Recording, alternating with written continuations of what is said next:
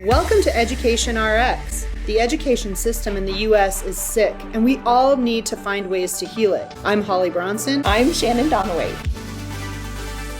Today, we are speaking with somebody that I've known for years. I think 7, 8 years. I think that's right. She is a parent and a school board president in a district that I've worked in for a long time. Her name is Kristin Smith, and I will let her introduce herself. Kristin, can you tell our listeners a little bit about yourself, what you do, what you're passionate about, and what kind of brought you into being a school board member? Yeah, absolutely. I'm Kristin and a local community member in Durango, Colorado. I have 2 children. I have a 16-year-old daughter, Eden, and I have a 19-year-old son, Asher. And when they started school, I just started getting really involved in their education, started volunteering for PTO, volunteering in the classroom, just really didn't want to leave my babies and followed them to school every day and became one of those parents that was kind of hanging out in their classrooms probably more time than I should. But it was really an amazing experience kind of watching them go through the school system and really having like a bird's eye view of that, just from all the activities that I was involved in. I have a husband, Bo. He works at a local church in Durango, and our family really, really loves this town. We volunteer for all sorts of things all around town.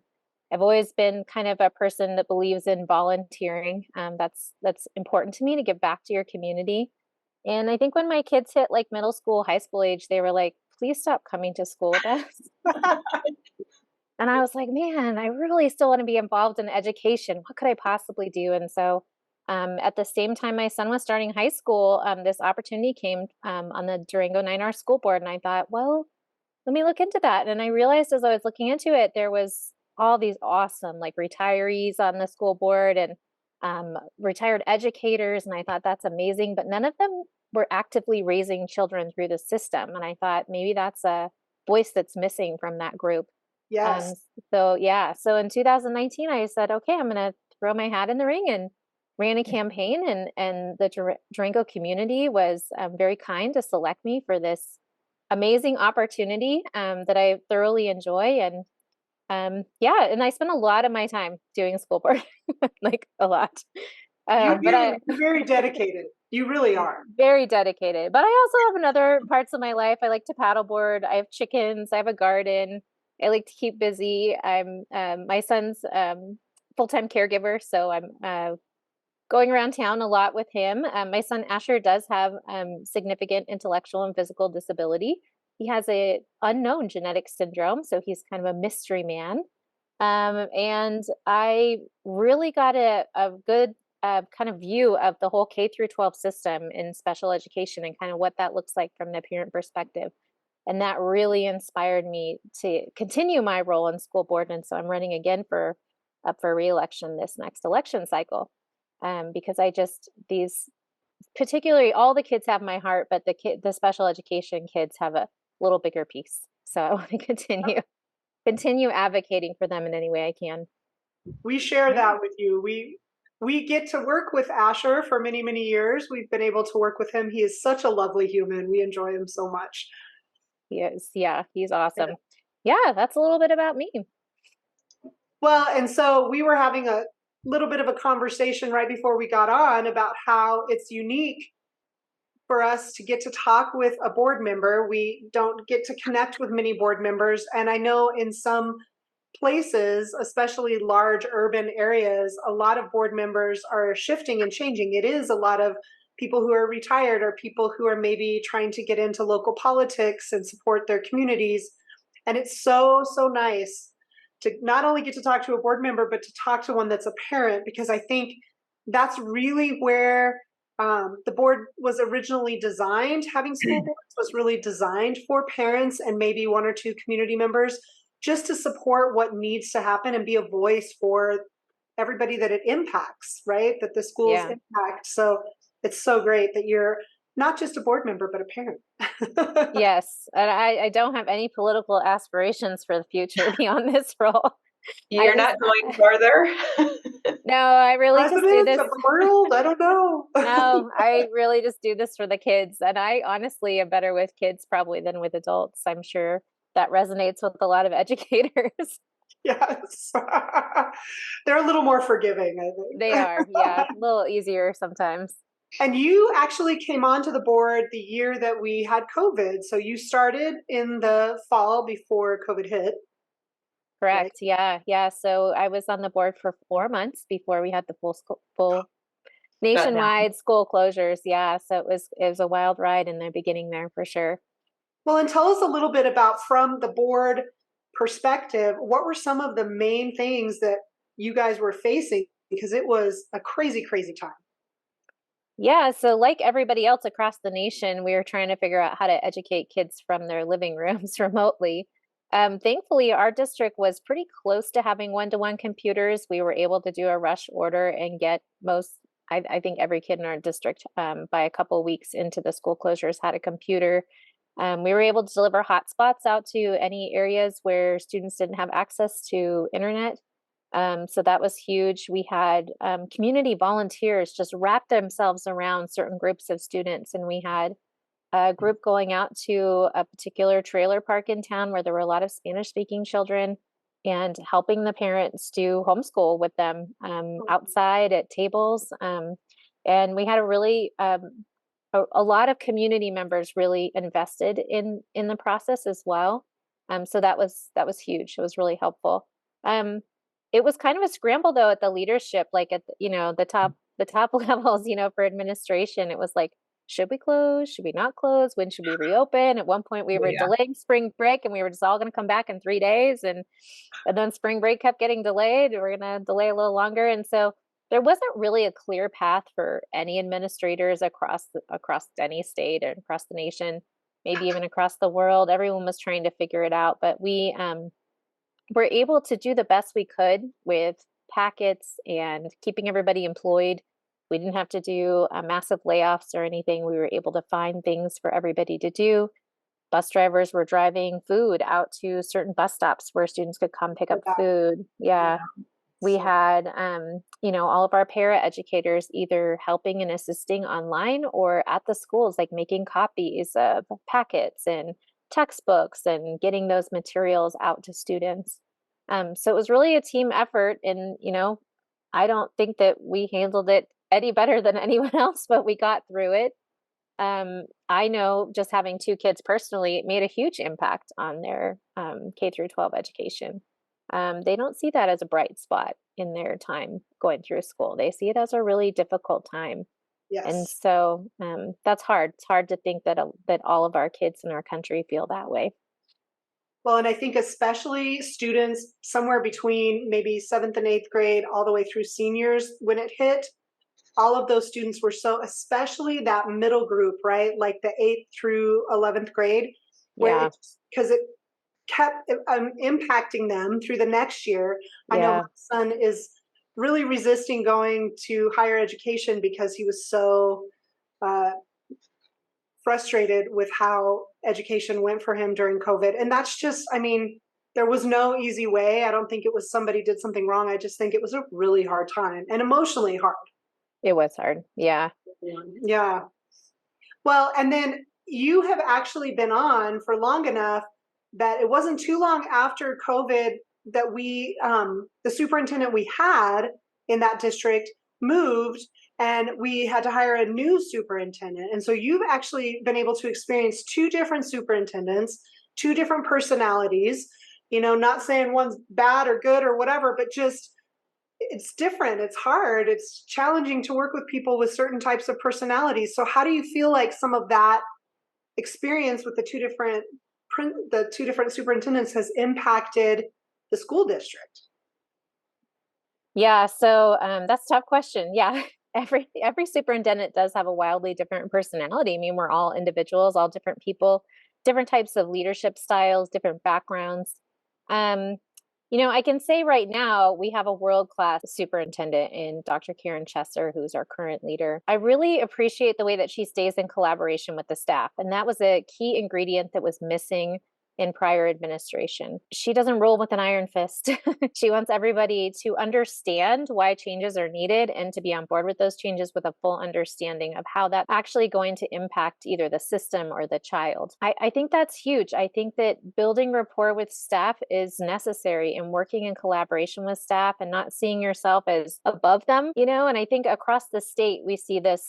We're members of the Colorado Association of School Boards, and we go to these school board conferences, and we see these superintendents, and it's like they're in this position as not a person that's in charge of a child's education, but in charge of a company, more of that CEO lens. And that's a different lens to come at education with. Right. And when you're a leader and you come at education with more of a lens of, I am in this to partner with my staff, to empower my staff, to kind of be this person holding them up from underneath instead of like ruling from above them. I think that's a different perspective. And our current superintendent, I really see her kind of more leading in that way.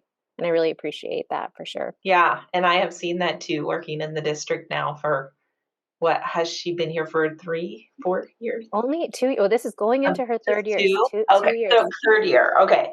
Yeah. I have definitely seen that as well. I have to give her props for all of that. I've seen her walking through schools and in classrooms and filling in for paras.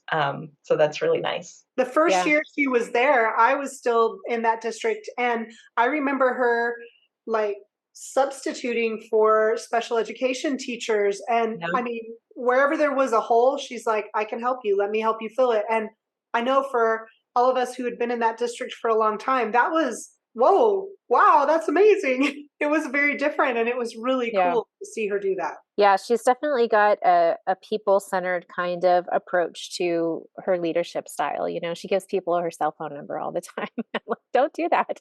You're gonna get 100 calls a night, and she'll take them. And that's the thing with most superintendents are people that like to work kind of 24/7. So she doesn't mind it, but she's like, no, if I can help somebody, I want to be available to them. And I really appreciate that real hands-on, just kind of accessible person that she is. She's in the classroom, she's accessible to parents. She came here and she started not only a superintendent parent advisory committee, but a Spanish-speaking parent advisory committee, which is huge. Cool. To really make sure that she's hearing from all kinds of parents. She also meets with students. And do you feel like that's an impact we've seen with families, that they are appreciating that relationship building? Absolutely. Yeah. She also brought on what we call family liaisons. And so we have family liaisons are a staff member who's really appointed to make sure that certain types of families in those schools are really connecting with the school. And that is huge in education, because if you have families that understand what's going on in their child's education, they're going to be far more successful, because the parents are going to continue working on things at home. They're going to talk to their kids about what they're learning at home. And for a long time, we had a lot of parents who just didn't feel like they could access anybody at the school. So now for our Native American families, we have a Native American liaison. We have Spanish-speaking parent liaisons. We have a free and reduced lunch, slow socioeconomic parent liaison that we just brought on this year. Just to have someone who's like kind of a point person for them to go to and ask questions and get information. And those liaisons don't just kind of sit at a desk waiting for someone to come in. They're like out there meeting these parents at pickup and drop off, and going over to their homes if they want them to, and really developing relationships with the parents so that they have this trusted person they can go to. And that's huge, because family school partnerships, if you look at the research on that, when you have that kind of locked in, your students just start soaring. Like I don't want to say that test scores are everything, but state test scores and internal data that we take on any kind of internal assessments we do on students, they are important, because it is an indicator of how the kids are doing and how they're growing and how they're learning. And when you look at school districts that do that, when they have these solid family school partnerships, usually the kids are also performing at a really high level. That's so wonderful. I think in our first season, we talked with Treese Moore. She's up in Seattle, Washington, and we talked about how schools can engage families and get them more active. And that's exactly what you guys are doing. I love that so much. I think it's, like you said, huge for student success. We're living in a time where people are feeling very disconnected from public education, and there are multiple camps, but I feel like there's a lot of negativity going around where people are feeling post-COVID, the last few years, teachers leaving, or people feeling like their student isn't getting good education and they're seeking options. And public education was created to make sure everybody had good, free, accessible education. And so we need to figure out how we can all sort of get together and make it better again. And I think what you guys are doing in your district is a huge piece of that, and such a cool way for other administrators and other school boards to hear ideas of things that they could do. And that's part of why we wanted to do this educational administrative series, is to really talk about those things that are not working and then find ways to make it work. So it's really cool to hear about the liaisons. Yeah, yeah. I'd love to report back like in a couple of years when we've had them all on board for 2 or 3 years and just say, like, Yes. but I could already see it. We just went over student results for our state CMAX test at our last board meeting just the other night, and we can already see groups that have historically just kind of underperformed their white peers. That's not the case anymore. They're all, like actually growing and blooming and blossoming in their proficiency, but not just in their proficiency, because proficiency is like one thing, but the growth, right? Yes. You want students to know more at the end of the year than they did at the beginning of the year. And that's where we're seeing the most gains, is that we have these, what we call, we have these opportunity gaps, is how we refer to it as a school board, because it's not that the student hasn't achieved, because there's achievement gaps, and that's one term that folks use. It's maybe that we didn't give them all the opportunities that they needed to succeed. Mm-hmm. So we are taking more responsibility on with our terminology by continually referring to those gaps as opportunity gaps. And we're seeing gains, and it's a little bit here and there. It's like this one subgroup of students in this one grade level actually, grew more than this group, or we're on par with growing, with their this other group. And it's really encouraging to see. So that's something that we are, as a school board, we are like heavily into results. Like that's, and maybe that's just the 5 of us right now. If the students aren't successful and they're not growing, then like, what are we doing? Right? What's the whole system for? And so that's something we spend a lot of time on in our school, with our school board business. Maybe not during the first initial COVID lockdown, all of that, but the following school year, when our district, we had a lot of teachers who left, we had a lot of teachers who were feeling sort of burnout and having a hard time. And during that time, I felt like our board was really proactive about reaching out to staff and saying, what do you need? What's happening? How can we fix this? What do you guys need from us? And I know there were specific board members that reached out to individual staff members, and it was just a really cool thing. I had, for the most part, a really good experience with the school board in that district. I felt like it was really positive, and I felt like there were a lot of parents on the board. When you were on, I think there were 2 other people who maybe their kids weren't still in, but had come through that district. Felt like people were very connected to it. Now, it's a small town, and I know that's maybe harder in a big city, but I thought it was really powerful to have people who were really connected to the district and really cared and really gave voice to the staff. I think that's a big piece of what the school board does. Absolutely. Yeah. I think that there was historically in our district a real divide between administration and staff at the school level. We recognize that in COVID. plans were made for teachers to return to the classroom, and teachers were never consulted in those plans. Unfortunately, it was just an oversight. And the board did step in at that point and said, we really need admin to collaborate with teachers. This isn't going to work. You can't just ask them to do all these things and not get their feedback as to how that practically is going to work out in their day to day. We were able to really form some real good, strong connections with our unions. We call them associations in our town, but there's a support staff union and a teachers union in our town. And, I think that for a long time, the board just didn't want to get involved in the unions. They were there and they would come to our meetings, but there wasn't a lot of connection. And we kind of all said, well, why? Like, we don't have to be like against each other. We don't, it doesn't have to be board and district against the union. We can actually all work together and come to consensus on what we can do. And we may not be able to give them everything that they want all at once, but we need to hear what it is that they want and why, and really understand and have really positive conversations about it. It doesn't have to be this war, between one entity and the other. And it's like that across the state, and especially in the larger districts, that's teachers union against the district. And we have a really good relationship right now. And that's because we've sent a board member to actually be a part of negotiations and to be a part of the union meetings with the superintendent. And I think that that's been really meaningful for the members, for the teachers, and for the support staff. They've given us really great feedback. Like, that really changed the game when you guys stepped in and just said, like, hey, we're not against you. We're here to listen to you, and we want to understand and work together. And I feel like we're headed down a really great path right now in our collaboration. Well, and I know we're making it sound like it's all, butterflies and rainbows over there. So let's talk for just a minute. And I will be the one, because I'm not in that district anymore. So I will be the one to say, the superintendent we had in that district prior to the one we have now, the one that you have now is great. The one we had before, it's not that he wasn't great. It's just there were some things that were really hard. And I know a lot of staff felt like promises were made and then never followed up on. People were asked for their opinion and then nothing happened. I know myself, at the time, our special service providers had no union because it was a small enough group. It just wasn't happening. And it was new to the district. In Colorado, there's these BOCES, which are sort of regional special service providers, like a co-op sort of, and every district pools money for them and they go and serve.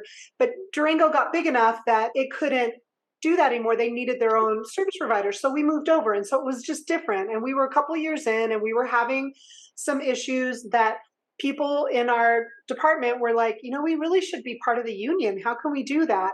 And I was one of 6 people who were participating in trying to make that happen. It went very badly for me with that superintendent. He would literally see me coming and like point at me and say, "We don't do caseloads in this district, Holly." And I'm like, I didn't even say anything. Like, I don't know. It was just, he just did not care for me. And I get it. I think that a lot of the frustrations and stuff, whoever's the voice, sometimes it falls like it's their concept, that they're the ones saying those things. But I really do think that we had some struggles there when we came over as special service providers. We had some struggles, and the district was having some struggles with this person. And I mean, I hope they're out in the world and they're doing wonderful. I think they have a heart for kids, but it was a very different perspective, and maybe more of that CEO perspective. I wasn't behind the scenes with him, so I don't know. But talk about how you guys took this situation where it was kind of ugly. People were really frustrated and feeling disgruntled, I guess. And you guys found a new superintendent and you kind of merged, and now things are really starting to flourish. There's starting to be more unity, more cohesiveness. That's huge. And there's a lot of people listening that want to know, how can we do that in our district? Right. I think that, there comes a time where trust is broken between, this happens for every school board. Trust is broken between the school board and the superintendent. And that's a really hard situation to be in, because if you don't have that trust, it's hard to proceed. And trust can always be repaired, right? You can both work together. Both parties can agree to work together. In this situation, that just wasn't the case. And so there was some broken trust there. There was a natural movement. The superintendent resigned, so there was a natural turnover. I think the way that we went about it was to really reflect on what kind of leadership style did we have, what kind of leadership style do we want, and as we began to reflect, we thought, we're only 5 people, can't make this choice on our own. And so we went out to the community and we did 12 different huge stakeholder Zoom meetings, because it was still COVID at that time. And we talked to students. We did student Zooms. We talked to support staff. We talked to the unions. We talked to PTOs. We talked to teachers. We talked to parents. We had these different focus groups that we put together of 15 to 30 people. And we said, what do you want in a superintendent? Tell us what you want. What's important? And then out of all of those focus groups, we had this huge document of like everything everybody wanted. And we started to highlight where are things overlapping? What are people really saying? We talked to the administration team. We wanted to know what the the district office folks wanted, and we were able to come out with some really strong personality types, really strong themes for kind of actions that people were hoping for, and we took those into our superintendent search. And then we thought, well, we can't stop there, so we narrowed it down, ourselves to about the top 10 applications. I think we received 29 or 32 or something like that. So we got it down to the top 10, and we go, okay, we still, like, the five of us can't make this decision on our own. And so what we did is we had very diverse group of stakeholders, community members, parents, teachers, administrators, who we invited in to do resume review day. And they read the resumes and they gave us their feedback. Like, who do you want to work with? You were all trusted people. We had a really diverse group of stakeholders come in. We had Spanish speaking parents, all sorts of different kinds of people to represent all the different diversity that we have in our community. And they looked through all the resumes, and we whittled it down a little bit more to the top 5, and then brought 3 people out to interview. And again, we were like, the community has to weigh in. So we did this whole superintendent Zoom form where people could watch us interview them live. Like, how nerve-wracking for these superintendent candidates, Yeah. right? In fact, our current superintendent said, like, that was the craziest, most nerve-wracking thing like ever. Wow. And then we also had them interviewed in front of different groups of stakeholders. We invited about 100 really select stakeholders, county commissioners, city manager, owners of really prominent businesses across town. And we had them submit questions, and these candidates were asked those questions on the spot. And That's so awesome. yeah.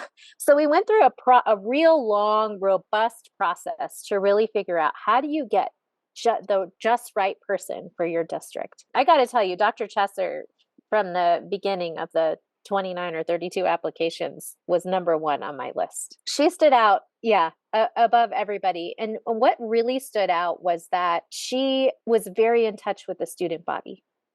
And that was huge for me, that she had students write her letters of recommendation. And I thought, that is really unique. And that, and they really knew her. These weren't just like, hey, kid, if you want to get into Princeton, please write me a letter of recommendation for my job. It was like, these students really knew her, and they really loved her, and she had really impacted their lives. And so that was really, really stood out. And then, of course, she had all these leadership qualities and skills that the whole community had agreed on, that they wanted. When we got down to the top 3, we really, we had surveys online for people to fill out. Any community member could fill out, which candidate did you like best?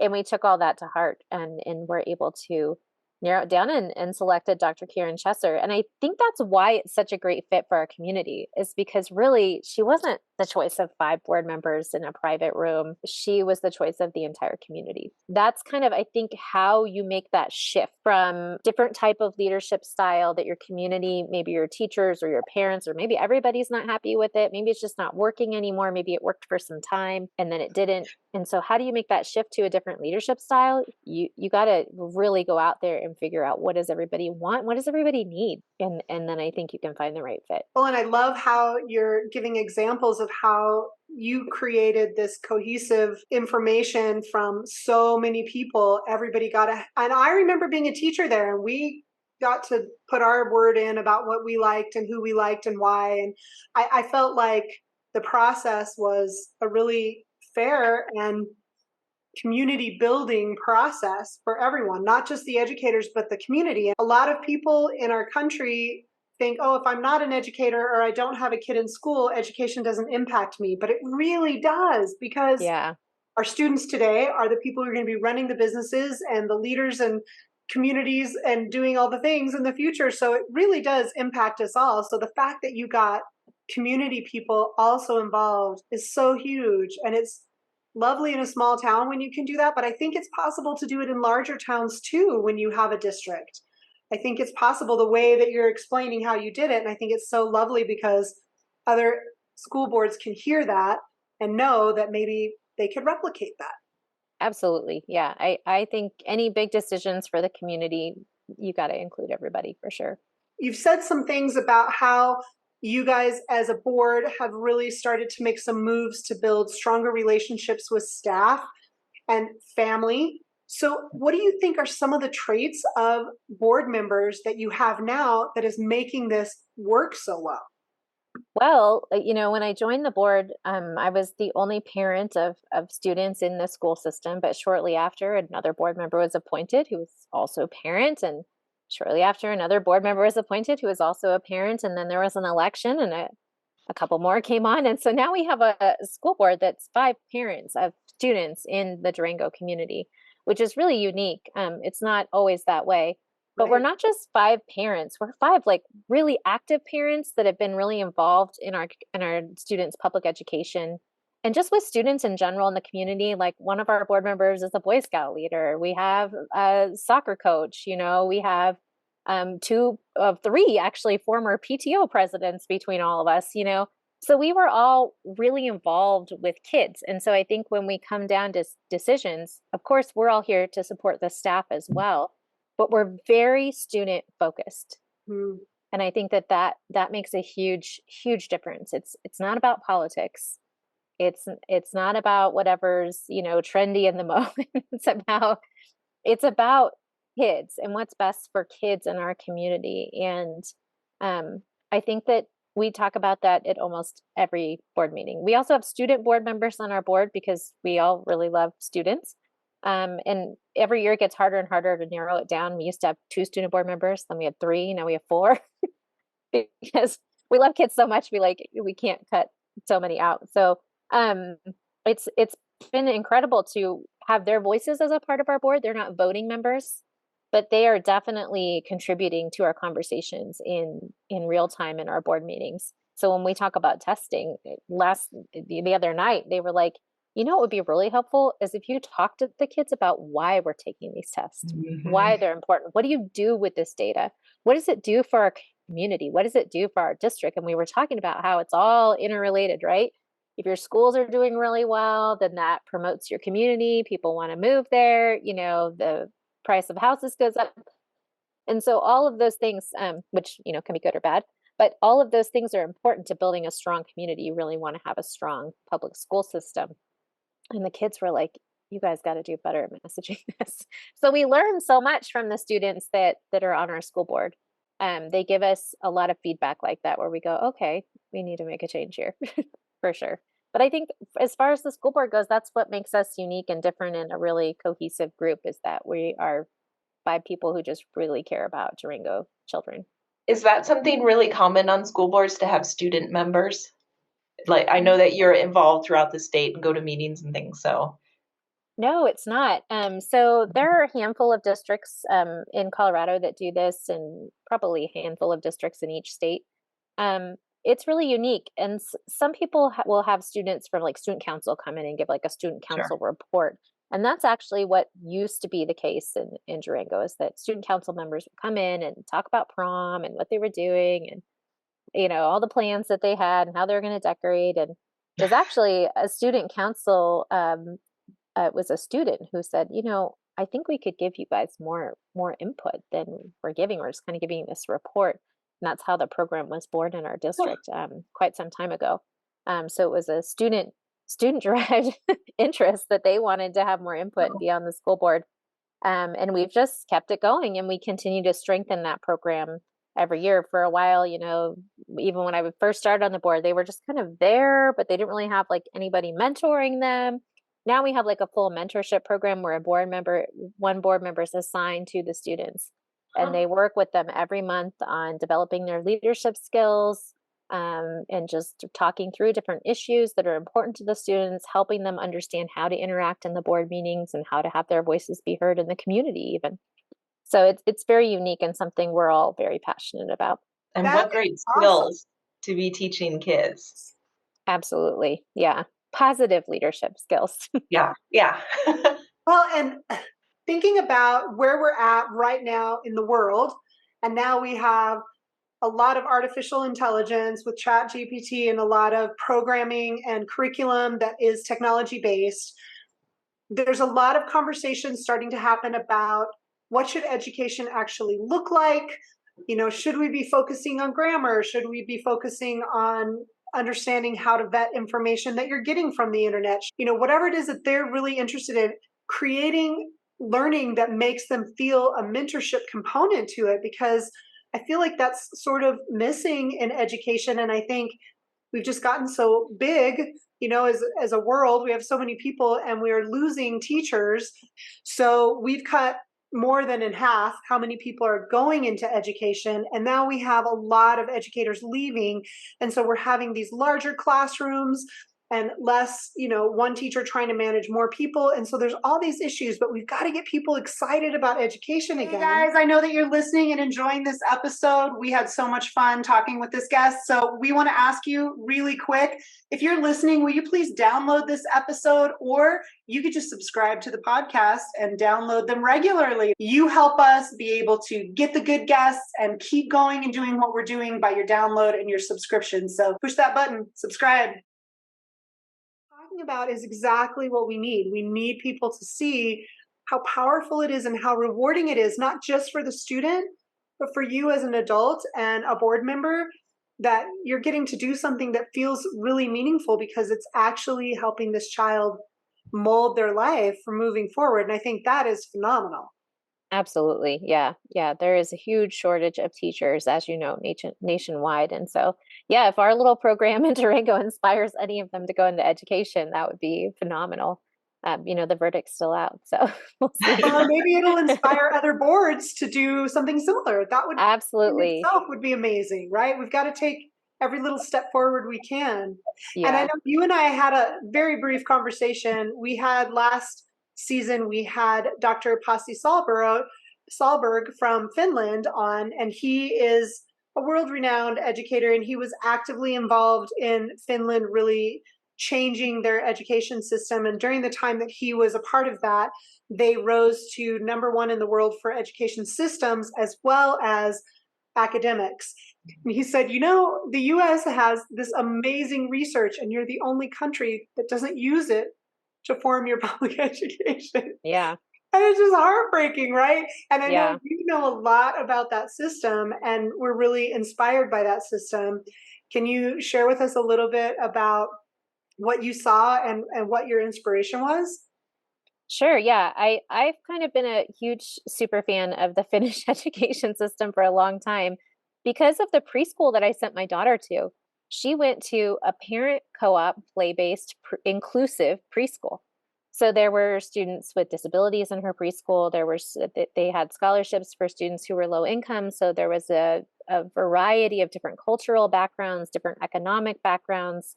And it was a partnership between the county and the school district. And what was so cool about it was that they did learn. They were not learning in preschool, but they learned through play.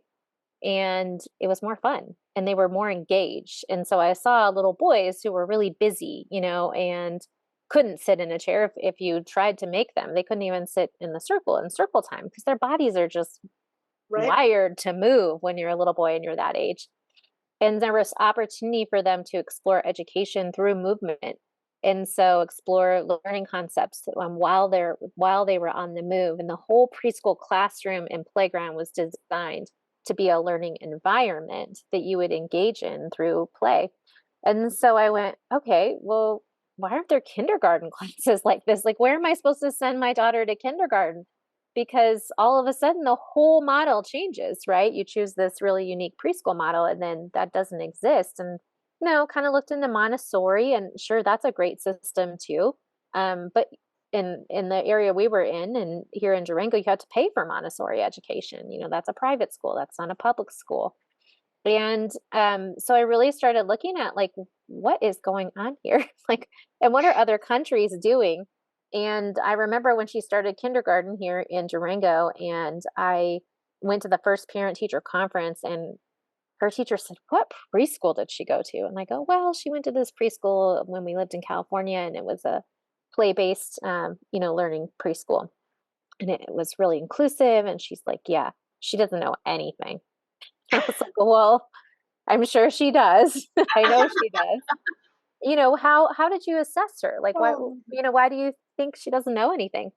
And she goes, "Well, we sat down and we do these flip cards, and they have to, say the letter, the word, at the rapid speed of who knows how many cards per minute. And she failed because she wasn't used to learning in that way, sitting at a desk with someone flipping cards in your face, you know? But she was like, she doesn't know her ABCs. And I'm like, well, did you ask her to sing them? Did you ask her to, like, when she's looking through a book, to like point them out, or point them out where, what could she see that starts with an A around the room or something? And it was like, no, this is how we do it. Real kids sitting behind a desk. And she basically like failed kindergarten. You know, they didn't hold her back, but at the end of the year, her teacher was like, well, she's cute, but there's not a lot of hope. And I was like, what is going on? My daughter, I know my daughter is very bright, and she's a high school junior right now. She has straight A's. She was a very bright child. They were just assessing her in this really like rote way that was like, this is the way we do it in our society. And I was like, she's just not going to respond to that, you know? And she was a late reader. She started reading really proficiently in second grade. And that was because we let her explore reading like as she was drawn to it, you know? And she's still not a kid that really likes to read.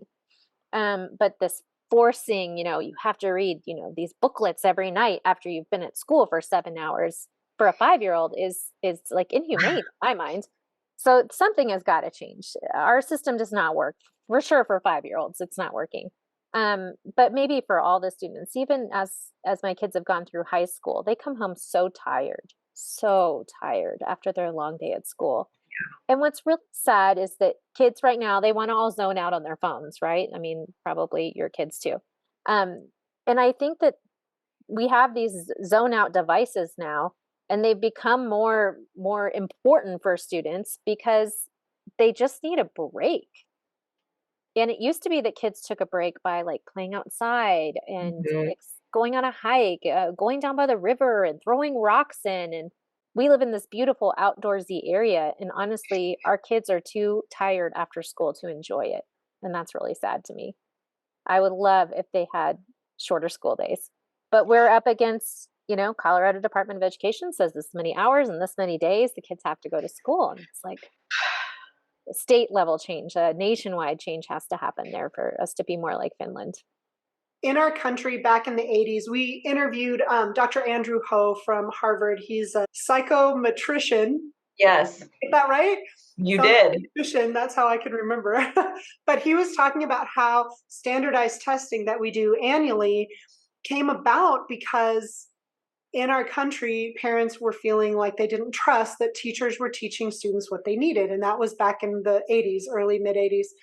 And here we are more than 40 years later, and we're still using government to dictate things like hours in school. And I get that we need to have parameters. I think it's the same thing as why we have laws, to make sure that we're all kind of following a basic amount of parameters. But I think part of why teachers are really losing hope and love of what they're doing is they've lost a lot of agency, that they can really be creative. And we have lost sort of how we're teaching kids based on what the world is now. And the world isn't what it was in the 50s or the 70s or the 80s or the 90s. Like, it is so different. We have moved forward with technology and other pieces of our culture so rapidly.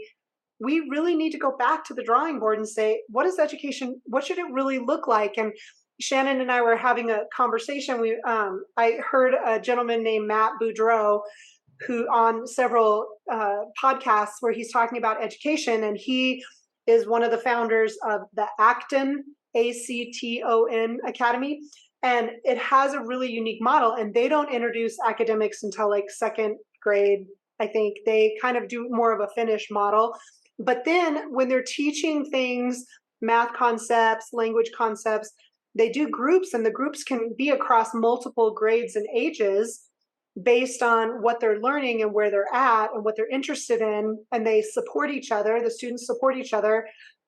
And they have students who are cooking the meals in the cafeteria, and they're managing younger students as, you know, support staff. Like, it's just a really interesting, I'm very curious to learn more model. And I don't know that you could necessarily do it at that level in a public district because you have so many people. But what I love about it is that they're looking at something completely different. and disrupting this, system of cogs in a wheel, all moving in this machine, instead of really looking at the individuality of students, like you're talking about with that preschool, and really letting kids find how they learn and have opportunity to use those skills. Because the kids that are moving around doesn't mean they can't learn. They just need to learn in a different way, like you were saying. And Yeah. circle time is one of my least favorite things in preschool and daycare. It makes Yeah. me crazy as an occupational therapist. I constantly, you need to come help Billy because he can't sit in circle time. And then I go to their circle time and I can't sit through it.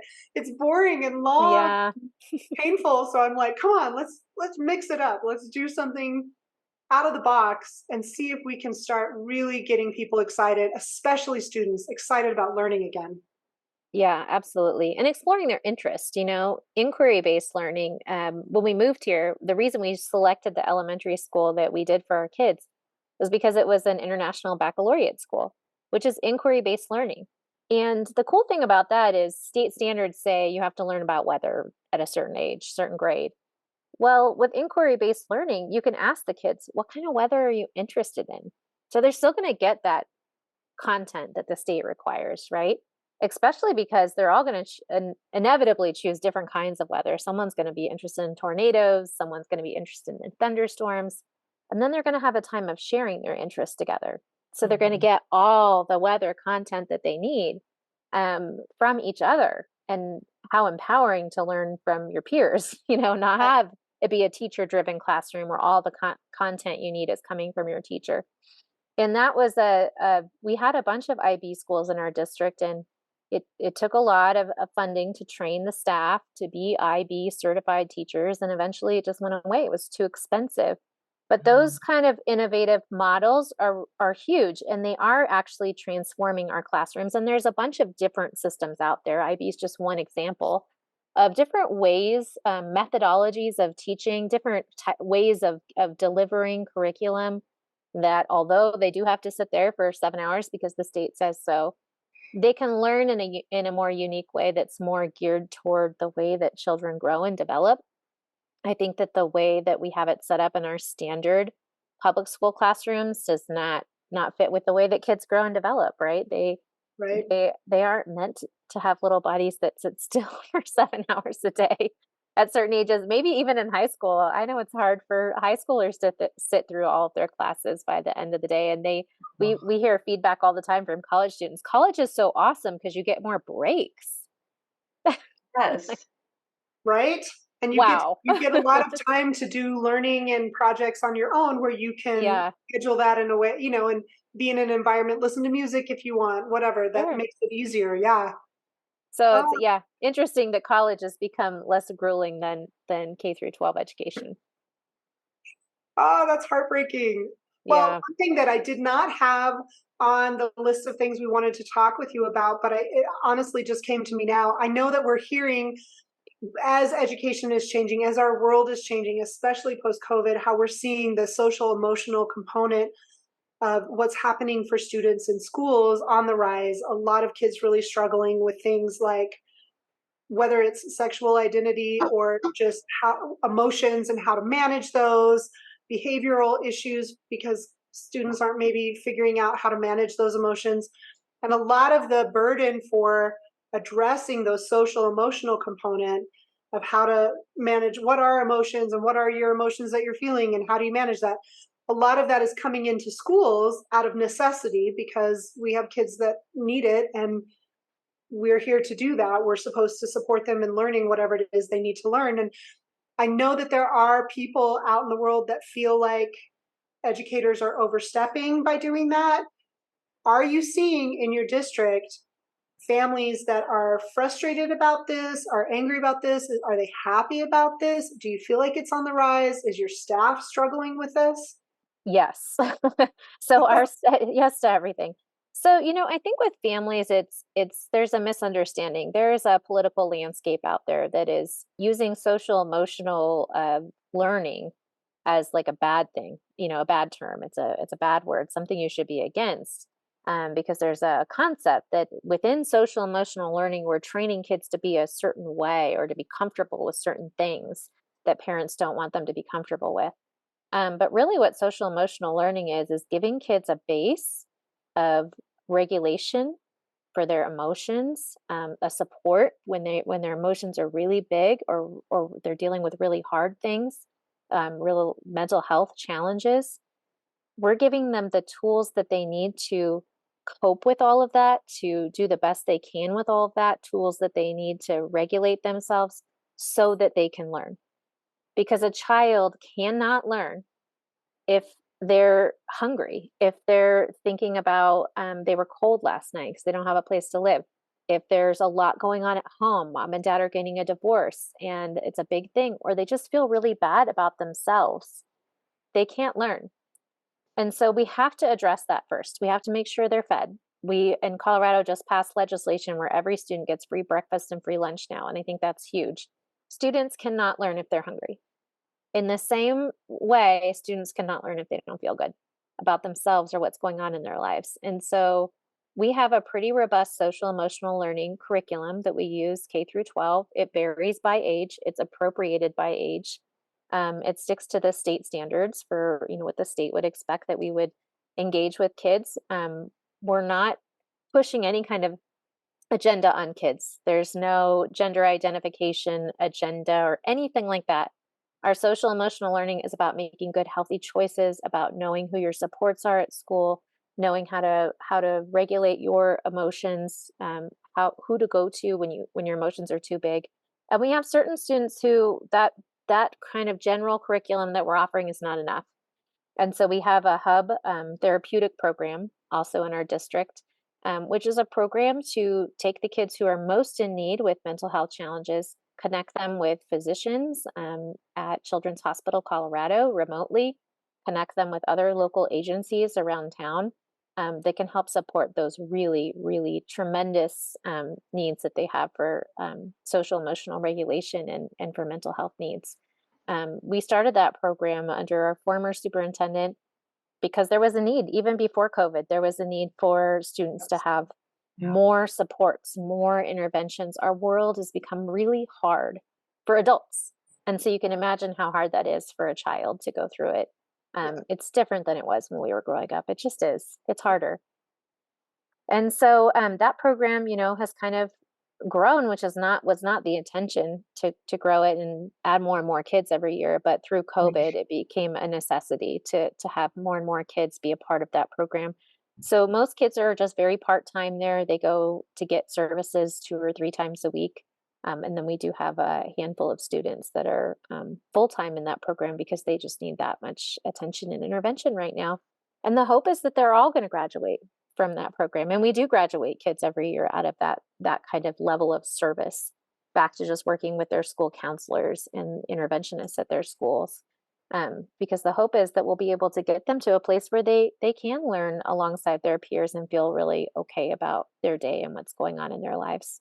But yeah, it's huge. Mental health challenges is huge. And I think when we say social emotional learning, we mean we want our kids to just be okay enough to learn and to feel okay enough about themselves to learn. It's not a political thing. It's not a gender identity thing. It's about kids being able to show up and do their schoolwork and feeling okay enough. And I don't want to say great because I know it's really hard for kids right now in all of our communities. And I don't think there are a lot of kids that feel great every day. It's just a hard world to grow up in right now. That's true.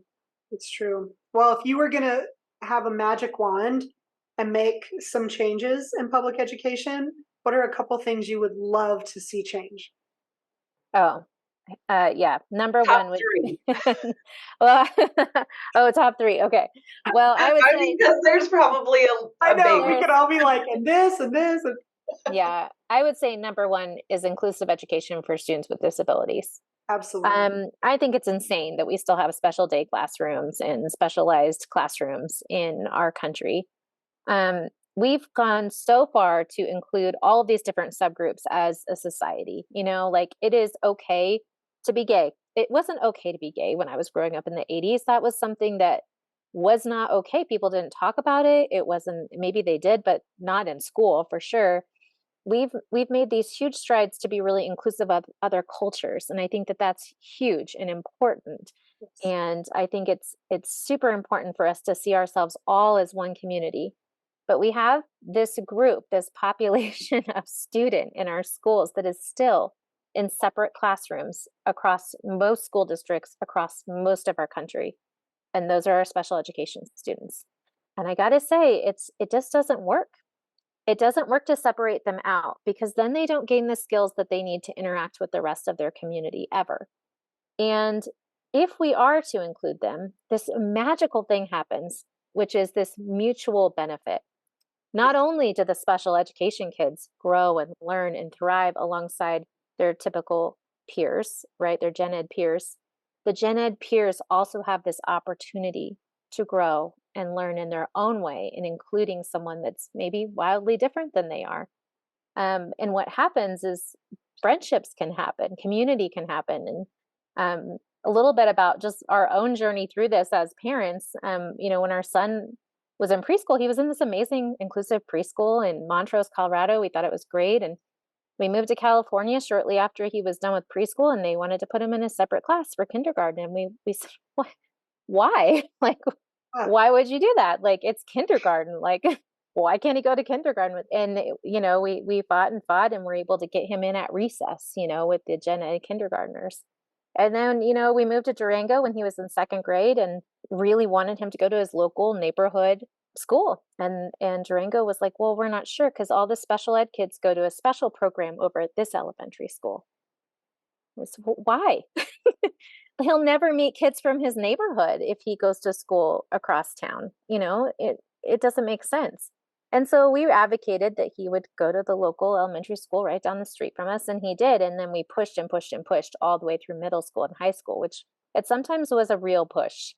For him to be in a high school chemistry class was a real push. But let me tell you what happens when you do that.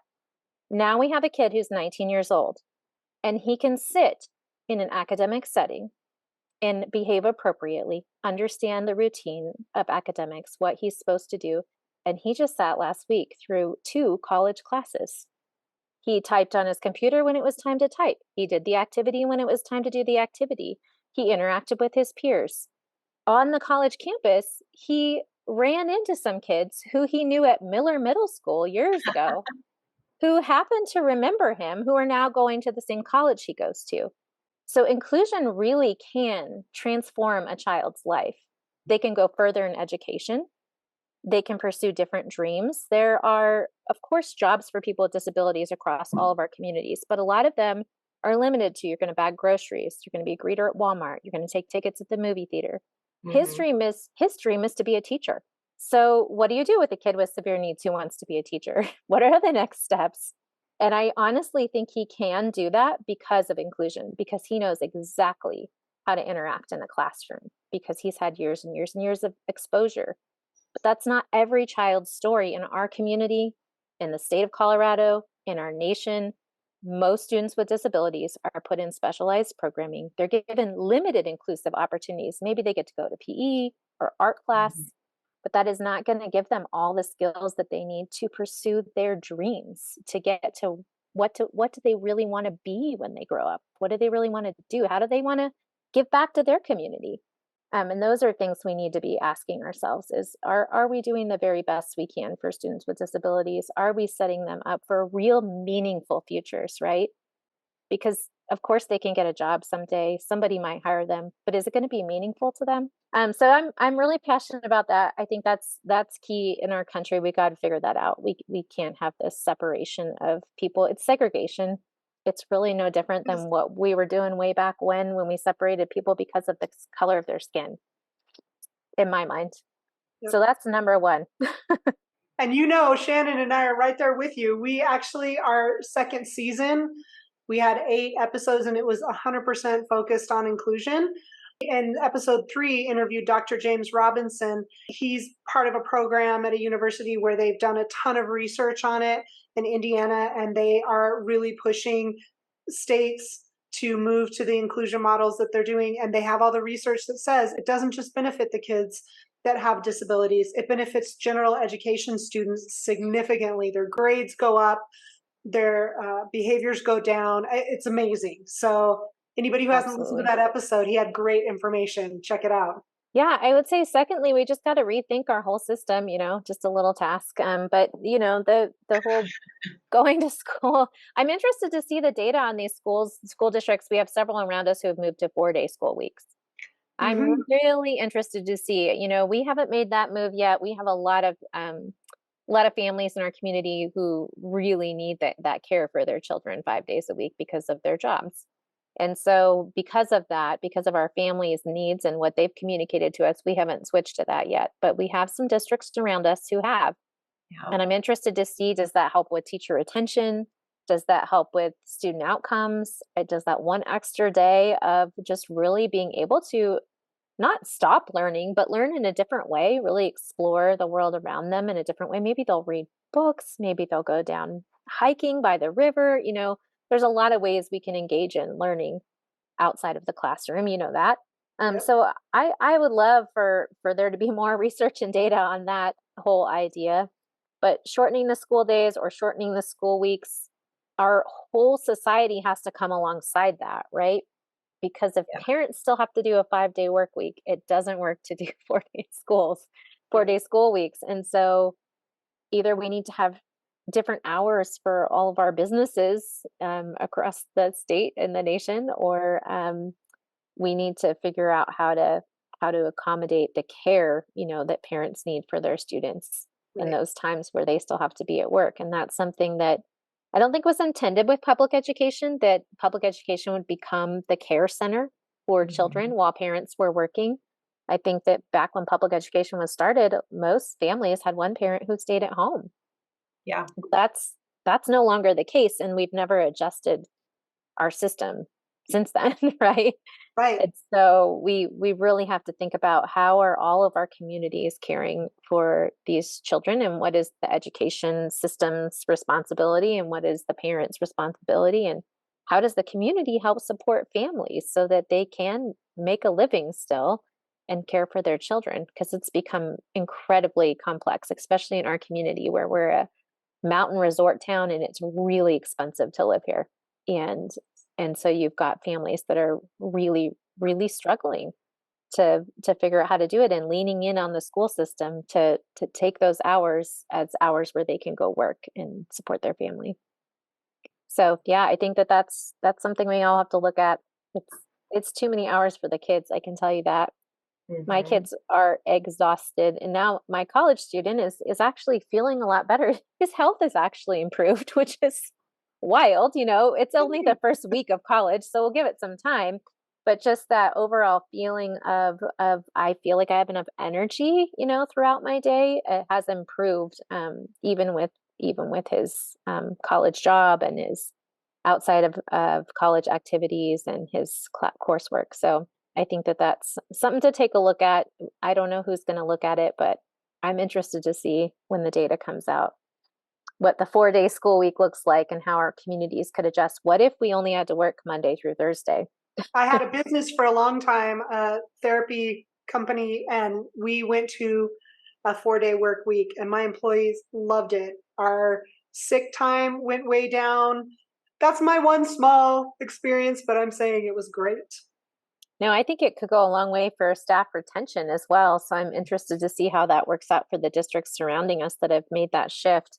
Are they having the same kind of teacher turnover that we are and staff turnover, or are they able to really hold those staff positions, solid, because the staff are feeling like they have enough rest and time to plan too, right? Because I don't think they're always off on Fridays along with the students.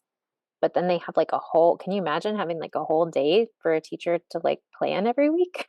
It'd be great. That's amazing. Collaborate with special service providers or other people. Yeah. Yeah. Look at student progress, look at data, like make new plans to kind of either steer the course this way or that way for particular students. It could be huge. So anyways, it's just too soon and not the preference of our parents to make that shift in our district. But I would love, if in 20 years our whole nation just kind of went that way, because I can already see that it probably is going to work out really well. We're asking all of our guests this season, and what do you think is the why for public education? Sure. I would say the why is that it gives an opportunity for every student to pursue their dreams, and they're all going to have different dreams. They're maybe going to dream to be a firefighter. They might dream to be a nurse. They might dream to be a worker at a grocery store. And all of those jobs take a certain amount of skill and organization. And what public education does provide is some content knowledge, but also just relationship skills, working with other people. How do you do that? Communication skills. And we started this program in our district called Portrait of a Graduate. Some people call them soft skills, but really, I think they're necessary skills in today's landscape. In any job you have to be able, especially with their kids who are on their phones all the time, you have to be able to have opportunity to learn how to look people in the eye and communicate appropriately, to do teamwork, to work through differences that you might have. Those are all skills. To be a leader in your own way, of course, not every kid is going to be, in leadership someday, but I think every kid can gain leadership skills that are necessary so that they don't have to go to their boss and ask, where should I put this Apple shipment that came in? They can take initiative and look and see where maybe shipments have been put before and do that. And I think that all at any position that our students end up in, I just hope that we've given them what they need to pursue their dreams, and that they can be successful in the workplace or whatever they decide to do, because they have this great foundation of content knowledge and skills. Absolutely. Thank you so much for taking time to talk to us today. I just feel like you put a lot of things verbally, the way that you expressed it was so beautiful. I love it. And it's so cool to hear about all the wonderful things you guys are doing in your district. And I know I have really loved getting to work with your son, but also getting to know you and your family. And I think you're not only wonderful community members, but I really appreciate your dedication and service to the school district. I'm happy to do it. It's a joy, actually. I might be kind of a school board nerd at this point, but that's all right. We need those. I really love it. I really love making sure that the kids are the center of our work. Well, thank you for joining us. Absolutely. Thank you for having me. Yeah, well, we will hopefully get to talk to you again someday. Maybe we can talk more about inclusion, because that is a conversation that needs to keep going for many, many years. All right. Thank you both. Well, that was a really great interview. I enjoyed talking with Kristin so much. I do too. It's been, I don't know, I've known her for so long and we've done so much together. So she's kind of like an old friend. I think a lot of people don't know, when she came into the board, she really dug in and worked hard to make some really positive changes. And I think it shows for where they're at now and some of the cool things that they're doing. Yeah, they are doing some great things. And most of our interviews have talked a lot about collaboration, but our district is actually doing it, especially with that interview process for the school and superintendents, getting parents and even community members and business owners around town, because it is a small community. And they included the teachers and the staff in the district too. Yeah. So it was really everyone that was impacted, which was everyone. And I love that they're doing the mentorship with the students that are participating in the board. I think that is so powerful, and every school board should be doing that. Yeah, and it doesn't sound like very many are that she has seen within the state. That district has a school board that's 100% parents. That is powerful, very powerful, because they're so in touch with what is needed, and they're talking to the other parents on the regular. And so they really can hear from staff, but from families and students as well, what is needed. And I love that. I think that makes it a really meaningful board for making decisions. Yeah. And I'm glad that the president of our school board is looking at what's going on in surrounding communities and waiting to see what happens, and then kind of eager to use their research and their experiences to better our district.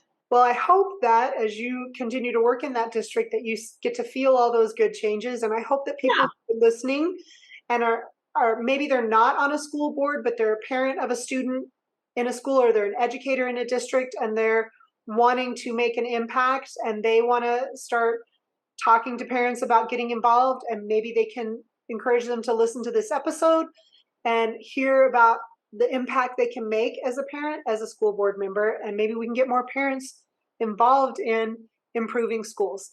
And it goes so well with our motto or our catchphrase. What is it, a motto or catchphrase? Yeah. Either. Together, we can do better. Together, we can do better. We'll talk to you later.